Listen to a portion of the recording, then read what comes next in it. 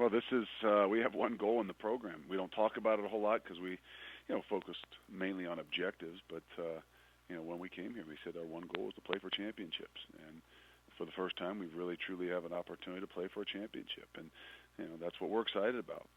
Coming off a loss is difficult and tough, and the situation where you got to go back to Memphis again. But the reality is, as I hit our guys with it, 95% of college football is done.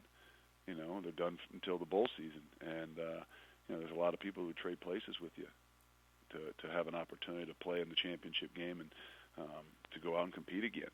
And so we're excited about it. I think our guys are excited about it.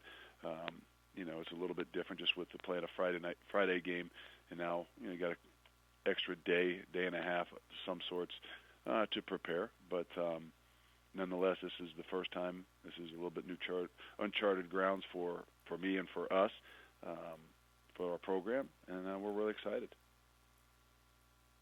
Thanks, Coach. We'll take questions for Coach Luke Fickell, please. Star 1 on your telephone keypad will put you in the queue, and then the operator will introduce you.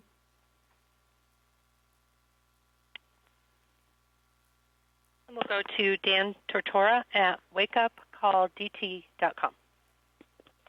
Good morning, Coach. How are you? How are we doing, Dan? Doing well.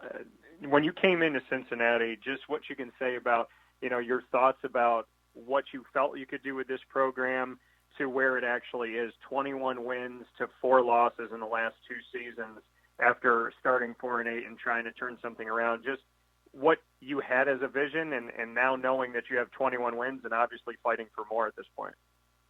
Well, I think anybody that takes a job, no matter where or what, believes in what they're going to do, and they have this vision that, I'm going to be able to turn this thing around. And then, like myself, I wanted it right now. Hey, we can go in there, we can improve our tackling, we can be more efficient on offense, and it's going to give us an opportunity to win. And then, you go through that first season, and you're like, woof, it's not just players. There's so many things that, you're trying to do, and not say fix, but, make sure that they're, in the lines and the eyes of what it is that you want to do. And after that first season, sometimes that's when you got to reevaluate a little bit, and I think reality sets in. And so I think for us, going in that first year, it was, hey, yes, we're going to go take a swig at this thing. They've had history here. We're going to be able to make some subtle changes and be really, really good. And then you have the year that you do, and you kind of go back to the drawing board. And not that you change what your goals and your expectations are, because you never do. But you have to go about them a little bit different, and I think it's very satisfying, it's very gratifying to see what it is that's happened over time. And I don't just mean the wins, but I mean the way that it's happened, the locker room, the people, the kind of kids, the belief and the buy-in. As we all know, it's easier to believe when you see results, but even before the visuals of some of those results, seeing a little bit of the change of our guys and our relationships is what's most satisfying. And for you, just why Cincinnati? I mean, this is your 3rd season here. There's constantly the conversation of you would fit here, you would fit there. There's always that prognostication on the outside looking in. What about Cincinnati, gets you up every morning and gives you that excitement for it to build a program up like you have with this one? What's special about it to you, and what keeps you there as the head coach?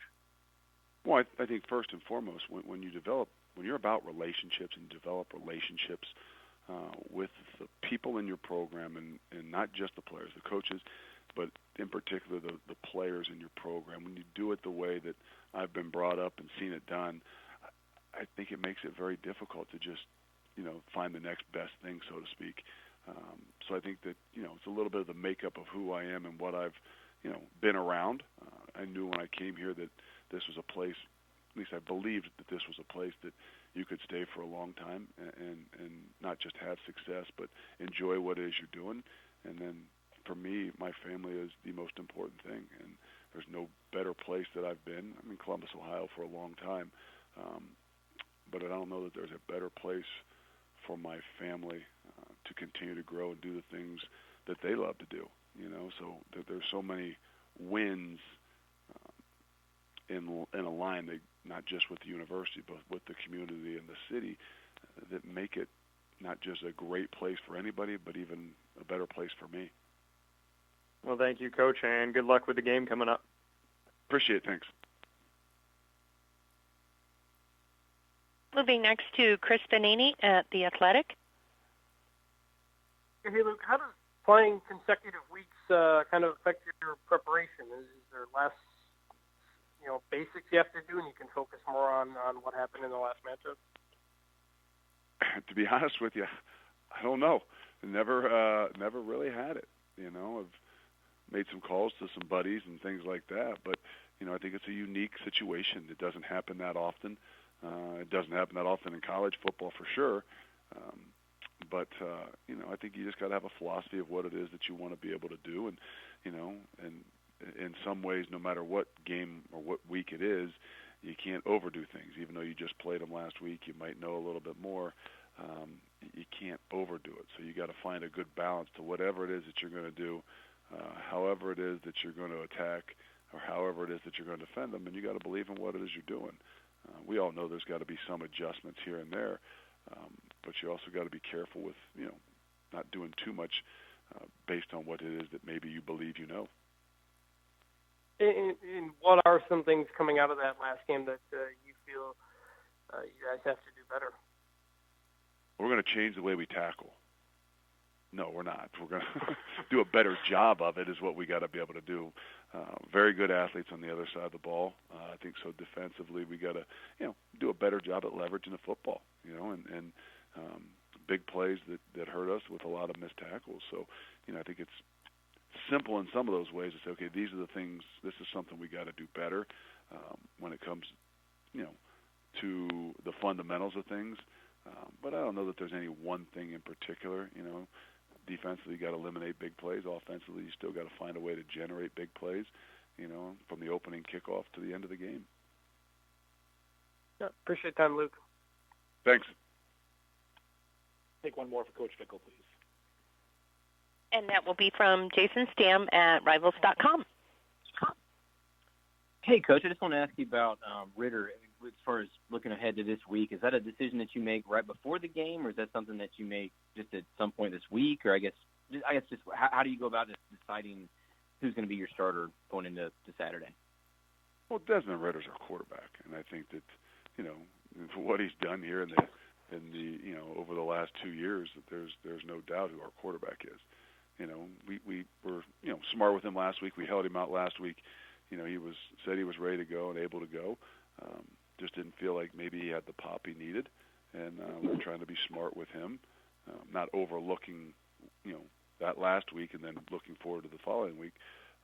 But most importantly, is Des is our guy, and we believe in him. And I guess just to follow up with that, like how do you feel like Ben played, I guess, in place of Des when you kind of go back and look at it, and even going forward, I mean, what does that mean to have a guy like that, as your for now as your backup? I think he did obviously did a really good job. Obviously, the turnovers in the second half were things that ended up hurting us. But for the most part, I mean, his poise, his presence, his ability to recover from even the turnovers showed an incredible maturity in a kid that hasn't played a whole lot of football for us. Now, we believed that. We believed in him, as a staff, as individually. I sat with him, and let him know all that. But the reality is, when you see a guy in the heat of the action, not just how exactly he plays, but how he handles the moment, it gives you a lot of excitement about what Ben has a chance to do and can bring to the table. Cool. Thank you, Coach. Appreciate it. Coach, thanks so much for your time today. Best of luck to you the rest of the week, and we look forward to seeing you in Memphis on Friday and Saturday. Thank you.